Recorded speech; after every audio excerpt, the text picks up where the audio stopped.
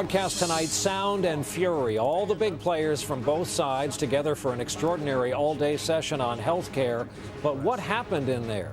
The cover-up. Why were unarmed citizens shot by New Orleans police after Katrina? There's a dramatic new development in the case.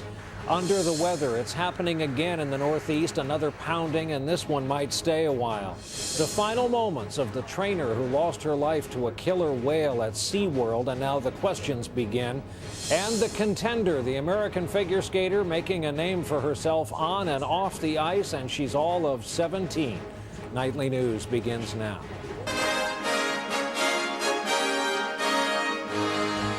This is NBC Nightly News with Brian Williams, reporting tonight from the Olympic Winter Games in Vancouver. Good evening. If you were so inclined, you could have spent your whole day watching live television coverage of a healthcare summit from Washington. It featured around one table and in one room the President of the United States and leaders of Congress from both parties. The White House pushed for it because they feel their man, the president, is good at this sort of thing. And while it was a live TV show, it also may have a big impact on the future of health care for every American. Or things could keep going the way they have been. We begin our coverage tonight with our White House correspondent, Savannah Guthrie. Savannah, good evening. Good evening, Brian. Leading up to this summit, senior aides here said they didn't expect it to change everything. The question tonight is, did it change anything? With just a short walk across the street to Blair House, looking forward to listening. The all-day televised summit showed the long way the president has to go 16,000 employees to bridge the divide over health care. I hope that this isn't political theater, where we're just playing to the cameras and criticizing each other. The Democrats' strategy appeared reasonable. We are actually quite close. There's not a lot of difference. We may be closer together than people really think. I think we agree with most of them. But Republicans disagreed about agreeing, distancing themselves from the Democrats' bill. There are some fundamental differences between us here that we cannot paper over. We don't think all the answers lie in Washington regulating all of this. There is a reason why we all voted no. Looking to resuscitate his key domestic initiative, the president invited 39 members of Congress, selected by the Republican and Democratic congressional leadership, to debate the fine points of health care policy, how to pay for it, who should be covered, how to rein in escalating health care costs. I'd like the Republicans to do a little soul searching and find out, are there some things that you'd be willing to embrace that get to this core problem of 30 million people without health insurance. But not every disagreement today was on substance. At this point, the Republicans have used 24 minutes, the Democrats 52 minutes. Let's try to have as much balance as we can.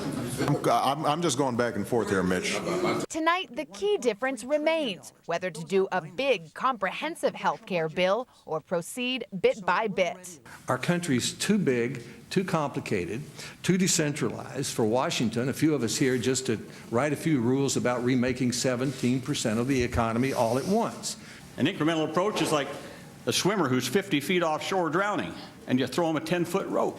And in a reprise of the 2008 campaign, Senator John McCain accused the president of negotiating the bill behind closed doors. What we got was a process that you and I both said we would change in Washington. We're not campaigning anymore.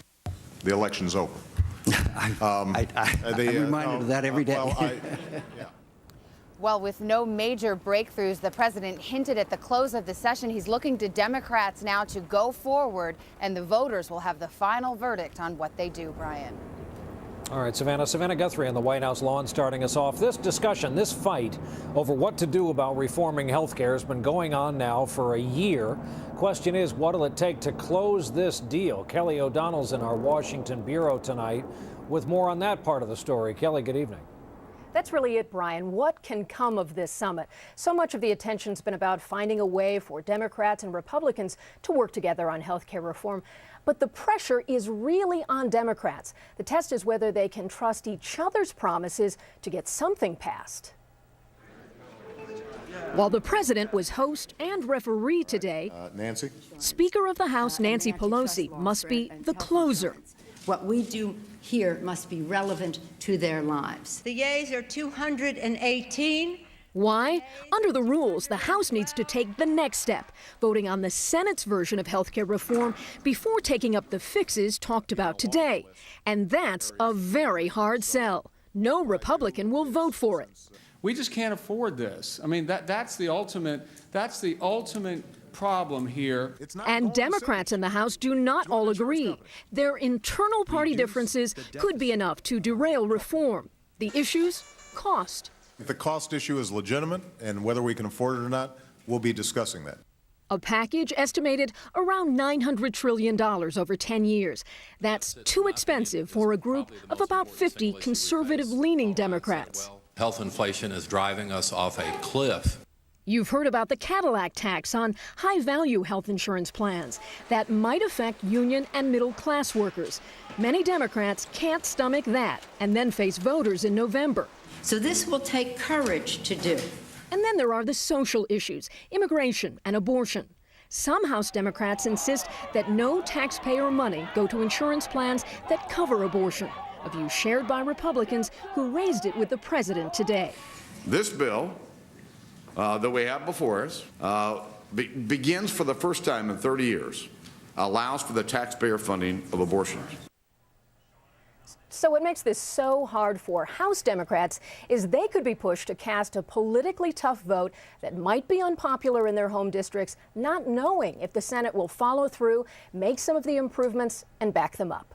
Brian? That's the trick. Kelly O'Donnell with that end of this story in our newsroom in Washington. Kelly, thanks. And then there's this. All during this health care debate, we've heard about this country over and over. Some say Canada should be a model for health care, and yet others warn that America could become Canada, and they don't mean that in a good way. Later on in this broadcast tonight, we'll have a close-up look at health care here in Canada.